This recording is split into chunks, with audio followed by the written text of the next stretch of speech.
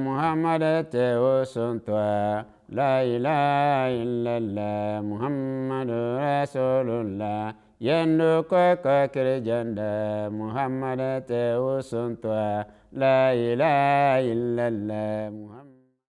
A'udhu billahi minash shaitanir rajim. Bismillahir rahmanir rahim. Chers téléspectateurs, assalamu alaikum wa rahmatullahi wa barakatuh. Aujourd'hui, une fois encore, nous sommes sur le plateau pour la suite de notre programme intitulé Le Réveil. Et aujourd'hui, nous allons vous parler de la chasteté. La chasteté qui est une chose très importante pour la stabilité de nos sociétés, mais surtout pour notre rapprochement avec notre Créateur Allah le Tout-Puissant. Et pour ce faire, nous avons sur les plateaux des invités. Tout d'abord, nous avons Karim Aminou et aussi Lamboni Abdourazak. Chers invités, soyez les bienvenus. Oui, Monsieur Razak, tout d'abord, dites-nous, parlez-nous d'abord de ce que c'est que la chasteté. Merci, nous remercions Allah pour nous avoir donné encore cette opportunité d'être ici aujourd'hui. D'abord, pour signifier ou bien définir la chasteté en une langue, dans une langue plus claire, dans un français plus facile, on va dire que c'est le fait de se prévenir des rapports sexuels jusqu'à l'âge du mariage. Celui-là qui, d'abord, se prévient jusqu'à atteindre l'âge du mariage sans avoir de rapport sexuel, on dit que la personne est chaste. Et je vais ici dire que c'est une condition morale que l'islam met l'emphase dessus, plus précisément au sein de la Oumma islamique. Je vais ici aussi ajouter que cette condition en arabe est appelée ihsan. Ihsan veut dire la chasteté en arabe. Et ça se signifie comme un homme qui est chaste est appelé en arabe un muhsin. Et si c'est une femme, on dit qu'elle est muhsina. Les deux termes ont été utilisés dans le Saint-Coran. En ce qui concerne cette chasteté, cette condition morale, le Saint-Coran nous a déjà prévenus dans le chapitre 24 du Saint-Coran. Allah nous dit dans Surat An-Nur que وَلَا تَقْرَبُوا الزِّنَا إِنَّهُ كَانَ فَاحِشَةً وَسَاءَ سَبِيلًا, que ne vous approchez pas de l'adultère. Assurément, c'est une obscénité et une mauvaise voie. Et dans le verset 33 de ce même chapitre. Ça veut dire quoi?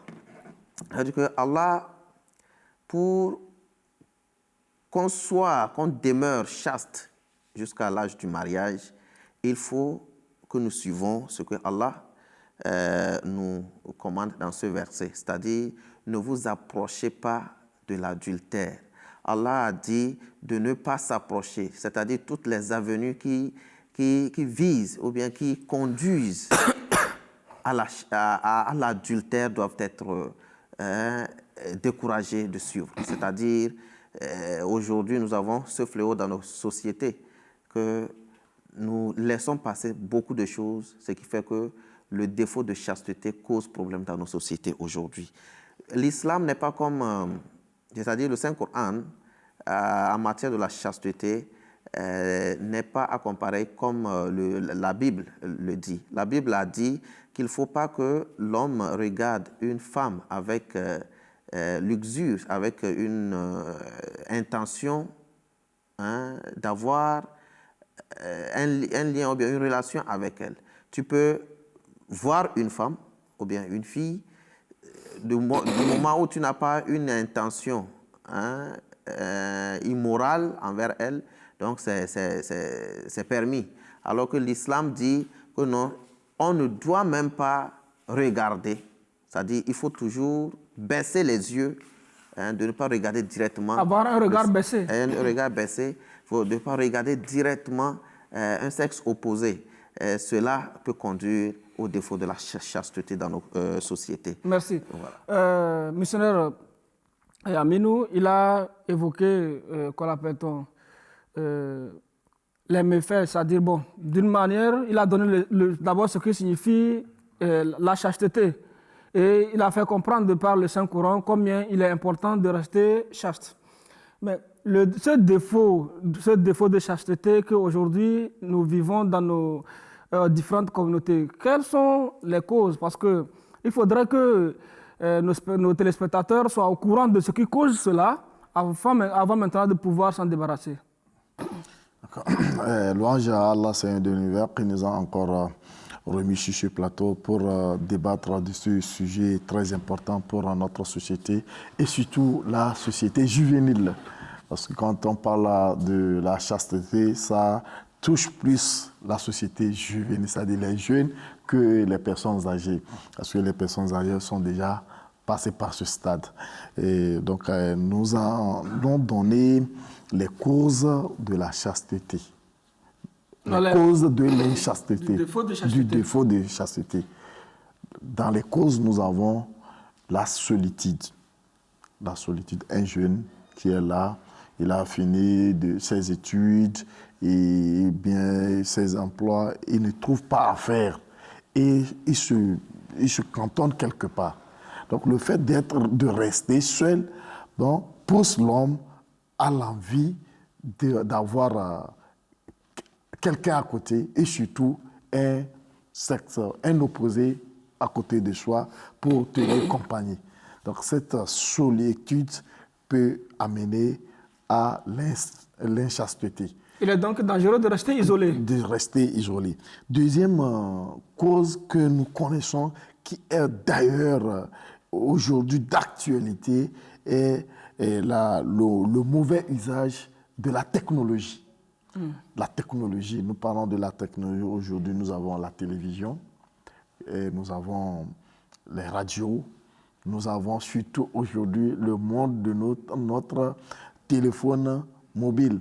Surtout avec le téléphone, le péché, c'est facile de s'échanger des numéros et de se donner des rendez-vous qui amènent vers l'inchasteté. Donc, ces télévisions, on n'a pas refusé de regarder la télévision, mais il faut savoir quelle émission il faut regarder. Oui, mais, il faut savoir quelle émission il faut laisser les enfants. Au début de votre intervention, mais vous avez quand même fait comprendre une chose qui est très importante là. Vous avez bien dit le mauvais usage. Donc là, nos téléspectateurs ne vont certainement pas comprendre que nous les interdisons l'usage des téléphones. Aujourd'hui, nous avons les portables Android surtout, le monde de l'Android. Aujourd'hui, sur nos réseaux sociaux, c'est ça qui conduit les jeunes à aller vers ce que Allah a interdit. Parce qu'aujourd'hui, vous allez voir beaucoup de jeunes s'intéressent toujours avec des causeries avec leurs camarades par les réseaux sociaux. Par les réseaux sociaux. Le WhatsApp, le Facebook surtout. Le Facebook est devenu quelque chose qui n'apporte pas beaucoup de plus pour nos enfants, mais plutôt ça les amène vers un chaos. Ça les amène à ne pas accepter, à ne pas suivre la loi d'Allah subhanahu wa ta'ala. Parce que sur le Facebook, on dépose n'importe quoi. L'enfant va, il trouve de n'importe quoi. Et ce n'importe quoi l'amène à faire quoi? À agir négativement. Donc c'est la deuxième chose que nous pourrons vous citer. Troisième chose est quoi? La mauvaise compagnie. La mauvaise compagnie. La mauvaise camaraderie. Et pour cette mauvaise camaraderie, je pense, le quatrième calife, rahmahumullah, il a écrit beaucoup sur ce fait. Il a dit, il faudrait à chaque temps connaître l'ami de ton enfant. Oui. Comme on a souvent dit en français, dis-moi qui tu rentres, je te dirai qui tu es. Quand ton ami fait la compagnie d'un voleur, certainement il finira par être voleur. Donc, si ton enfant fait la compagnie de quelqu'un qui se donne à ce genre de pratiques malhonnêtes que Allah a refusées, donc il va tomber facilement dans l'inchasteté. Je pense que c'est ce que Allah même a dit. c'est-à-dire il faut chercher à être dans la compagnie des hommes pieux et les véridiques. Comme ça, automatiquement, la personne adopte leur comportement et adopte leur mode de vie. Donc, le fait que les parents fassent un effort pour contrôler les déplacements de leurs enfants, c'est très important pour garder la chasteté de leurs enfants. Et aussi, nous allons donner le troisième point qui est le mixage. Là, c'est le quatrième.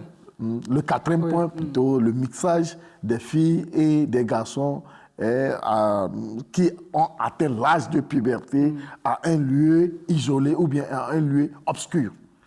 Quand les deux seront isolés, vous allez voir que tout à l'heure, ils vont commettre ce qui n'est pas à commettre. Et d'ailleurs, c'est dans ce sens que le saint prophète Mohammed sallallahu alayhi wa sallam nous a dit dans un hadith qu'il n'est pas souhaité que deux hommes de genre opposé, c'est-à-dire un garçon et une fille, qui ont le devoir de se marier, c'est-à-dire le mariage, ce n'est pas l'âge de mariage. Le mariage, c'est-à-dire le garçon peut marier la fille et que la fille aussi peut marier ce garçon. Donc ensuite, il ne faut pas que les deux là restent quelque part seuls. Il faudrait qu'il y ait un troisième parmi eux pour que ça les empêche à faire ce qui n'est pas bon. Parce que s'ils sont deux, Satan sera le troisième. La troisième personne sera Satan. Et c'est Satan qui va les insouffler ce caractère nocif. C'est le quatrième point. Et cinquième point, nous allons parler de la non-pratique du voile. La non-pratique du voile, le missionnaire a parlé de ça tout à l'heure, qu'il faut pratiquer le parda, c'est-à-dire il faut avoir le regard baissé. Et ici, quand nous parlons de voile, automatiquement les gens vont vers les femmes. Que c'est les femmes qui doivent pratiquer le voile. Nous aussi, nous devons nous voiler, nous les garçons. Nous avons notre forme de voile. C'est que nous allons baisser nos regards. Il ne faut pas chercher à fixer une fille avec beaucoup de... il ne faut pas fixer une fille avec intérêt. Soit avec un moment, commencer par « Ah, elle est belle, elle est ceci, elle est ceci ». Voyez-vous qu'est-ce qui va arriver? Satan va en même temps faufiler et t'encourager. Et quand on commence par cela, on va commencer par échanger des numéros. Et ça commence et ça va donner... Mais quoi? Ça va donner ce qu'on ne veut pas, là où on ne veut pas en venir. Merci. Merci pour votre explication. Missionnaire Razak, aujourd'hui que la chasteté, aujourd'hui, malheureusement, il faut le dire, fait défaut dans nos différentes communautés. Comment pouvons-nous améliorer cette situation? Comment pouvons-nous assurer la chasteté dans nos différentes communautés? Je vais dire la chose la plus simple qui peut nous aider à établir la chasteté dans nos sociétés aujourd'hui, c'est la pratique des enseignements de l'islam. C'est le moment où nous nous éloignons des enseignements de l'islam, automatiquement cette pratique va naître. Et là, il y aura un grand problème à la longue. Parce que vous voyez aujourd'hui dans nos sociétés, aujourd'hui surtout au Togo, les filles de 11 ans, 12 ans déjà au cours primaire, au CEG, tombent enceintes. Et actuellement, l'année passée, seulement dans l'année académique passée, nous savons tout ce qui s'est passé selon le rapport donné par le ministère de l'Éducation. Ça veut dire que, d'un côté, nous sommes en train de nous tendre vers un danger qui, si nous ne prenons pas conscience, va nous diriger vers vraiment une société insupportable et invivable. La première chose que je vais proposer ici, c'est d'abord le regard, c'est-à-dire la vigilance des parents. La vigilance des parents et le fait de laisser les enfants sortir, parfois prendre part dans des programmes que normalement les enfants à cet âge ne devaient pas prendre part de ce genre de programmes. Contrôler les enfants en matière des émissions qu'ils suivent sur leur chaîne télévision. Déjà même, vous voyez, quand on diffuse une émission à la télé, surtout les émissions de films et de feuilletons, il y a toujours l'âge limite qui est mentionné en bas. En bas de tel âge, vous ne devez pas suivre cette émission. Les parents doivent avoir une attention particulière dans ce genre d'émission et respecter ça, et peut-être que ça peut aboutir à quelque chose. Nous allons aussi donner les conseils que le Messie premier alayhi salam, le fondateur de la communauté islamique Ahmadiyya, a donné pour établir la chasteté dans nos communautés. D'abord, il a parlé aux jeunes qui sont déjà à l'âge de mariage, peut-être qui ne sont pas encore mariés, faute de moyens par exemple. Ces jeunes-là doivent jeûner, c'est-à-dire c'est une forme de garder sa chasteté, doivent jeûner, ou soit doivent pratiquer le sport. Il a parlé de la solitude. Quand un garçon de cet âge est en chômage, par exemple, et qui ne fait rien, donc ça lui pousse vers des choses qu'il ne devait pas suivre, des émissions qu'il ne devait pas suivre, des pages qu'il ne devait pas ouvrir sur son téléphone. Aussi, éviter de se mêler trop au sexe opposé. Si nous arrivons, les efforts sont en train d'être mis à cet égard. Supposons déjà dans les écoles, nous avons des douches pour les filles, des toilettes pour les filles séparées, des douches et des toilettes pour les garçons. Mais c'est insuffisant d'abord. Même dans les classes, nous devons prendre des mesures que les garçons et les filles ne soient pas trop mélangés. Parce que là, nous savons ce que ça donne. Nous pouvons aussi leur parler un peu du fait de ne pas, surtout les jeunes garçons, de ne pas trop écouter les voix des filles qui ne sont pas de leur famille. C'est-à-dire que les discussions, les jeux de filles, de ne pas se mêler aux jeux que les filles jouent d'habitude. C'est-à-dire, même s'il y a quelque chose à faire, les filles doivent être à part et les hommes aussi, et les garçons aussi à part. Certainement. Dans les jeux, il faut qu'on mette une barrière pour que les jeux des filles soient pour les filles et que les jeux des garçons soient uniquement pour les garçons. C'est ce qui peut nous aider à assainir un peu notre société aujourd'hui. Les pages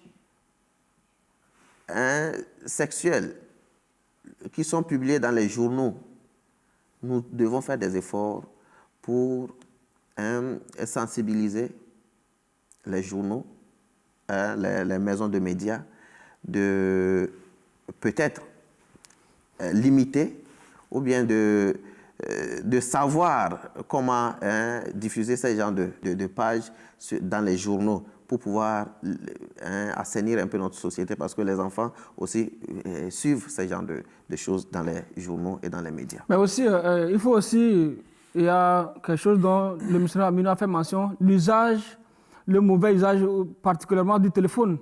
Bon, aujourd'hui, quand bien même on ne peut pas dire qu'on peut interdire aux jeunes, ou c'est-à-dire aux gens d'utiliser le téléphone, mais là, il faudrait aussi que les parents prennent cette conscience de conseiller, bien entretenir les enfants quant à ce qui concerne comment ils font usage de leur téléphone. Parce qu'il faut dire que le téléphone reste quand même un grand danger aujourd'hui. C'est le plus grand danger aujourd'hui, parce que tous les jeunes aujourd'hui font des efforts pour s'en procurer, pour avoir des téléphones portables et se connecter surtout à l'Internet. Et quand ils sont connectés, personne ne sait ce qui se passe sur ces téléphones-là. Là, c'est mieux de conscientiser les jeunes. Alors, de conscientiser les jeunes, de leur parler. Il faut aussi une sensibilisation dans les écoles pour qu'ils sachent que ce n'est pas... les émissions se suivent selon l'âge que nous atteignons. Et il faut que les jeunes sachent réellement le bon fondé de la chose en question. Merci, missionnaire. Missionnaire Aminou, maintenant, nous avons, de par vos explications, compris combien est dangereux est l'inchasteté. Et vous avez aussi donné les voies et moyens par lesquels nous pouvons établir la chasteté dans nos différentes sociétés. Eh bien, dites-nous, si nous devons aujourd'hui avoir une société chaste, quels seront les avantages pour nos sociétés? C'est-à-dire, il nous faut citer ça pour convaincre nos téléspectateurs quant à ce qui concerne combien de fois il est important de rester chaste. D'accord, merci pour cette question. Mais avant d'arriver à ce point, je vais un peu ajouter quelque chose qui incombe à notre société d'aujourd'hui, la grande responsabilité des parents. La grande responsabilité, parce qu'aujourd'hui, au niveau de l'école, c'est de n'importe quoi. Mais il faut que l'enfant soit spirituellement formé depuis sa maison.